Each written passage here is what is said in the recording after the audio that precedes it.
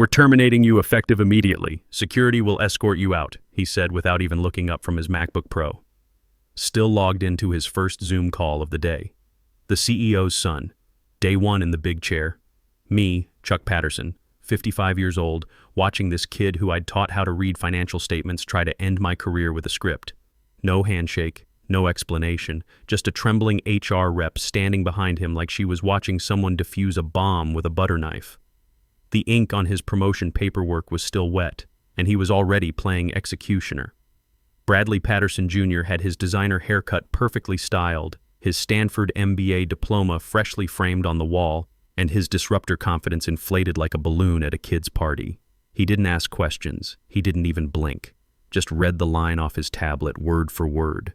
You could tell someone coached him, probably his father or some expensive consultant or the mirror in his corner office bathroom. I didn't flinch or argue. I stood up, adjusted my jacket, and handed over my badge with the kind of calm you learn after 28 years in logistics and 6 years in the Navy before that. He thought he was firing me. Thought this was his big move to modernize Anchor Point Logistics. All I said was, "I want to do this right. Tell your father the board meeting in 3 hours should be interesting." Then I walked out, past the silent HR rep, past the security guard who looked more confused than concerned, past the framed photo of the founding team in the lobby that included me standing right next to Bradley Sr. when we opened our Chicago headquarters back in 1996. And hey, while I've got you here, if this already feels like the kind of corporate chaos that makes your blood boil, do me a favor. Hit that subscribe button and give it a like. Not because I'm desperate, but because it really helps the team keep digging up these stories and showing what really happens behind those glass doors. You'd be surprised how often the person getting fired is the one holding all the cards. Now back to our regularly scheduled takedown. 3 hours. That's how long Junior had between his first firing and his first legal nightmare. In that time, I imagine he celebrated. Maybe posted something on LinkedIn about tough decisions for digital transformation or streamlining operations for the future. Hell, he probably had the hashtags ready. #leadership, #innovation, next gen, or whatever buzzword his personal brand consultant told him to use. Meanwhile, the board packet had already gone out. Section 12B, titled plainly Emergency Succession Protocol, buried in the original shareholder agreement like a landmine nobody expected to step on. Written by me, reviewed by our legal team, signed by every investor who thought it would never matter. But what happens if leadership goes completely off the rails? The answer? If an executive is terminated without a formal board vote and that termination is initiated by someone with no equity stake, then all interim authority gets suspended immediately. The board has to meet within 4 hours. Voting power goes straight to the majority shareholder, me, because while Junior was probably drafting his victory speech, I was activating that protocol. Dated, signed, time-stamped, and hand-delivered to every board member, investor, and general counsel tied to Anchor Point Logistics. Unlike his termination memo, mine came with a certified return receipt. He thought I'd go quietly. What he didn't know was that I never built my position at this company to be visible. I built it to be bulletproof against people exactly like him.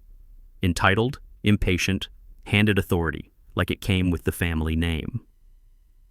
There's a reason my ownership percentage doesn't appear in the glossy company brochures or on the leadership page of our website. I was the foundation under the building, the backup plan in the filing cabinet, the guy you called when the lawyers were circling and the competition was trying to poach our biggest clients. I never wanted the spotlight. I wanted security, stability, and equity. God, the equity. While they were naming conference rooms after the founders' grandkids and giving out plaques to people who'd been here 18 months, I was taking payment in percentages. Half a point here, a full point there. Stock options instead of bonuses. Voting shares instead of fancy titles. Every time we closed a major deal or brought in a new investor, I negotiated another slice. Quietly, methodically. I didn't play poker. I built the table and printed the cards. It started back when Anchor Point was 3 folding tables, a whiteboard, and Bradley Sr. thinking compliance was something you could handle with a handshake and a smile. He was a visionary, sure, the kind who could see the future of supply chain management but couldn't remember if we'd paid the electric bill or accidentally sent $50,000 to the wrong vendor. I stepped in, organized everything, stabilized our operations, and secured our contracts. For my trouble, he offered me a VP title and a corner office. I declined. Asked for equity instead. You'd rather own the foundation than sit in the penthouse, he joked. Exactly, I said. By year 7, I was sitting on 18%. By year 15, 35%. The CFO left in a screaming match over budget allocations. I picked up his 15% at a steep discount. He needed cash fast. Divorce lawyers don't work for free.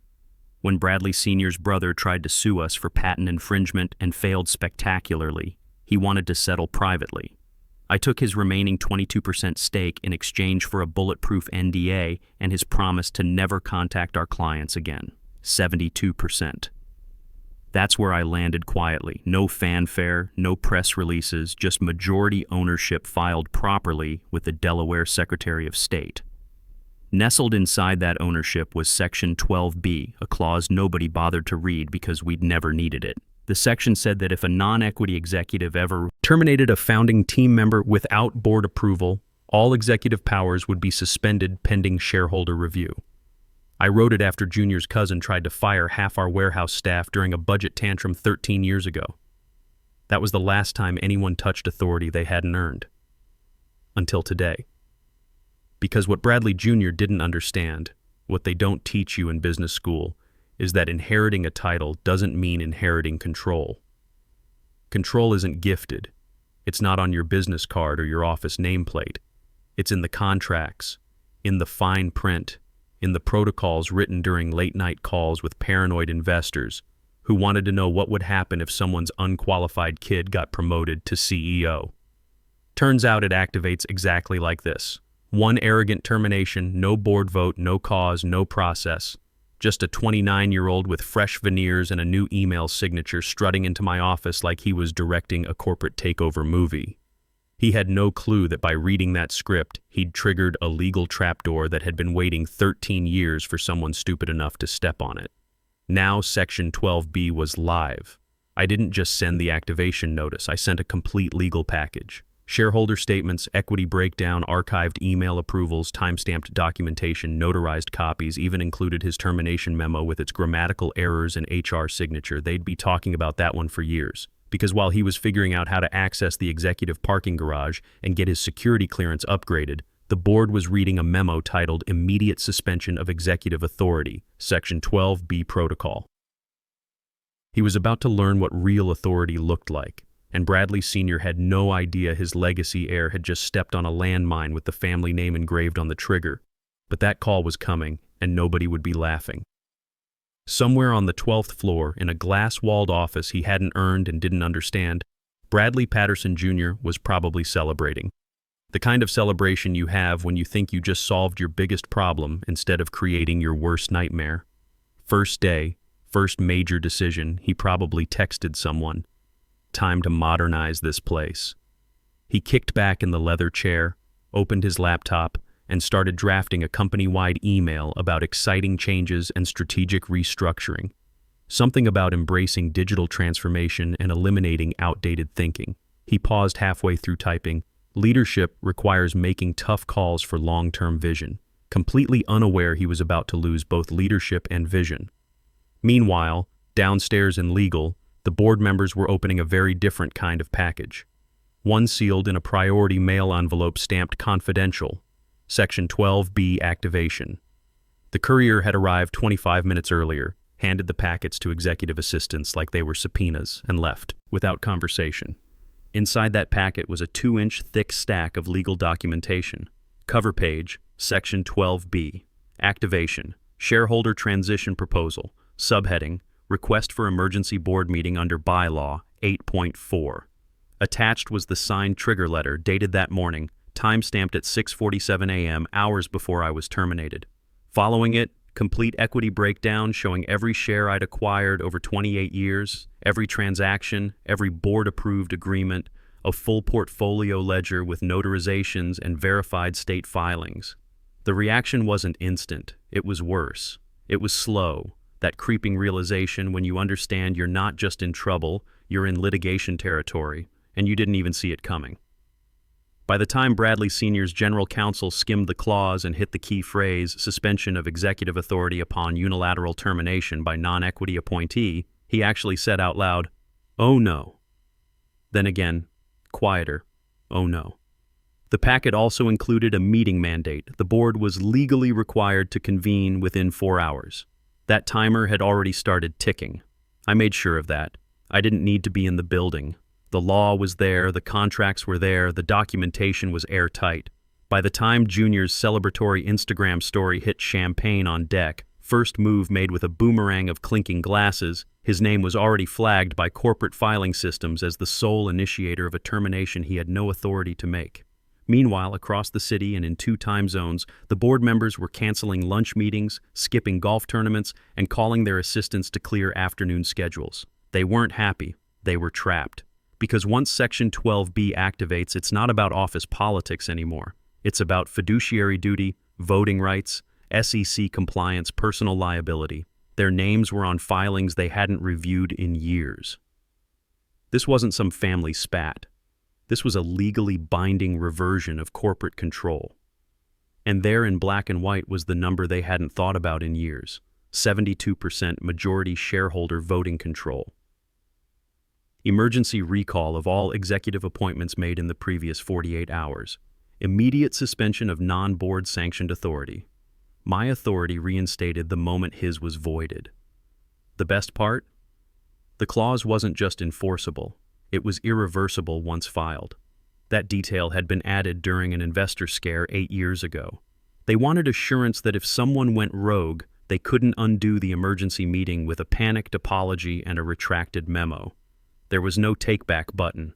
So while he strutted through headquarters with his corporate transformation checklist, trying to figure out how to access the financial dashboards, boardroom chairs were already being arranged. Bradley Sr. hadn't arrived yet, but his phone had buzzed 6 times in the last hour. The first 5 calls he ignored. Golf was sacred time at the Meadowbrook Country Club. But the 6th ring was persistent, sharp, from his general counsel's direct line. He answered with his usual grunt, cigar still clenched between his teeth. "This better be urgent, Morrison." What followed wasn't urgent, it was catastrophic. "I need you at headquarters immediately," the voice said, strained and professional. "Your son signed something this morning. We have a situation." "What kind of situation?" Bradley Sr. asked, already walking toward the clubhouse. "The kind that requires emergency legal counsel and a board meeting in 2 hours." Click. He didn't finish his round. Didn't say goodbye to his playing partners, just threw his clubs in the cart and made it back to downtown Chicago in record time, still wearing his golf cleats and polo shirt. When he arrived, legal was waiting in the lobby. So was our CFO, 2 board members, and a conference room where nobody was making small talk anymore. The general counsel didn't waste time with pleasantries, just opened his briefcase, pulled out a copy of the packet, and read in a flat professional tone, "Per Section 12B of the amended shareholder agreement, any executive termination carried out by a non-equity appointee without prior board vote shall result in immediate revocation of all interim leadership authority and automatic reversion of executive control to the majority shareholder pending emergency review." Bradley Sr. went completely still. He stared like the words were in a foreign language. Then his face went pale, and he asked the question everyone was dreading. Who authorized the termination of Chuck Patterson? Nobody answered. The room felt like a morgue. He asked again, louder this time, more desperate. "Who the hell signed off on firing Chuck Patterson?" The CFO cleared his throat, eyes darting to the HR director who looked like she might throw up on her tablet. Finally, the general counsel responded, flat and unforgiving, "Your son. Alone. Without board consultation or shareholder approval." The silence in that room was surgical.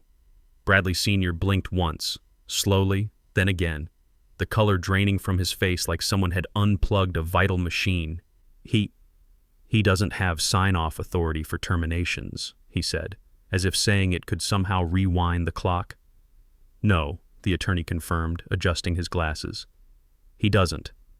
He was appointed CEO by board resolution, but he holds 0 equity. His authority is entirely derivative, which means under Section 12B, his unilateral termination of a founding team member is invalid and triggers immediate succession protocol."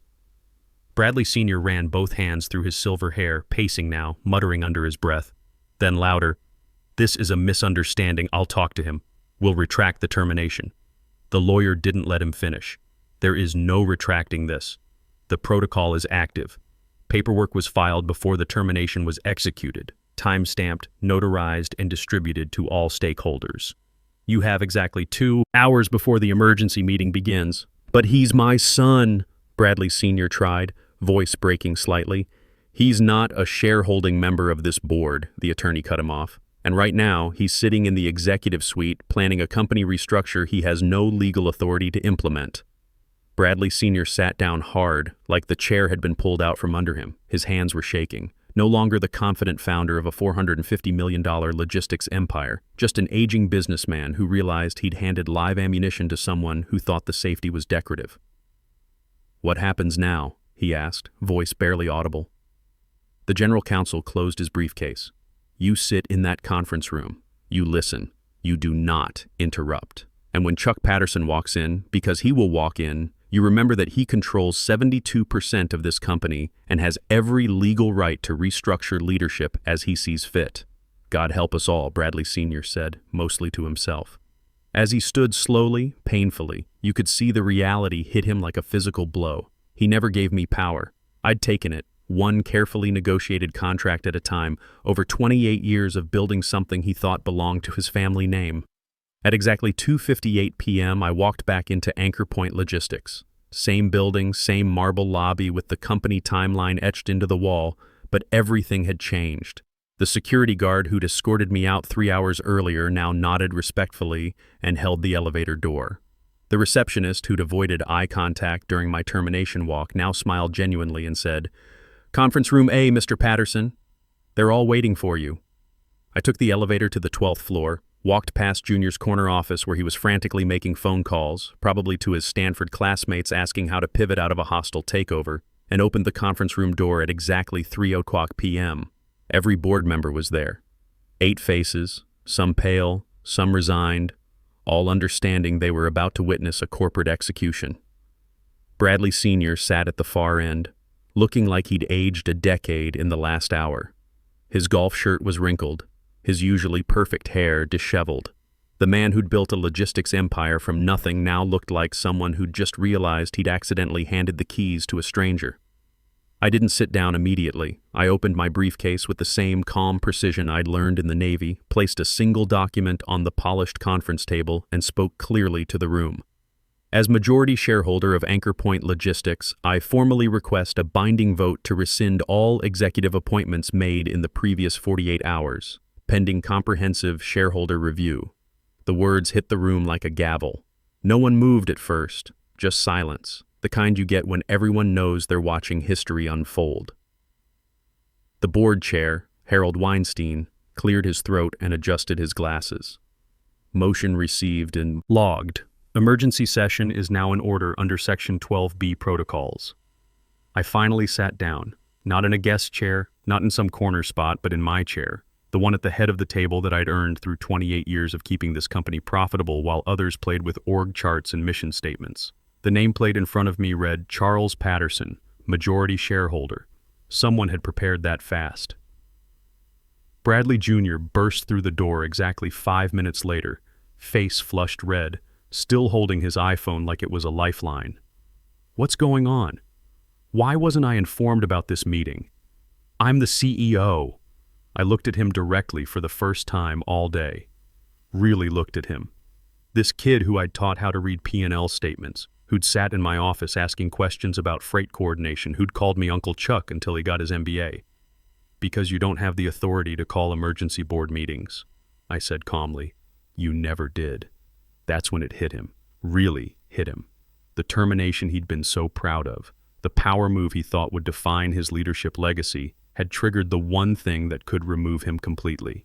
He'd fired the majority shareholder of his own company. The color drained from his face like someone had pulled a plug. But I'm the CEO. "The board appointed me," he stammered, looking around the room for support that wasn't coming. Harold Weinstein spoke up, his voice gentle but firm. Bradley, your appointment was conditional and derivative. You hold no equity stake, which means under our corporate bylaws, specifically Section 12B, your unilateral termination of a founding member triggered this review. This is ridiculous, Junior said, his voice getting higher. Chuck, you can't seriously want to destroy everything my father built. I leaned back in my chair.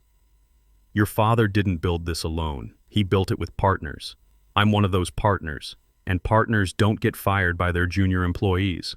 The vote was called. Harold asked for all in favor of rescinding Bradley Patterson Jr.'s executive appointment.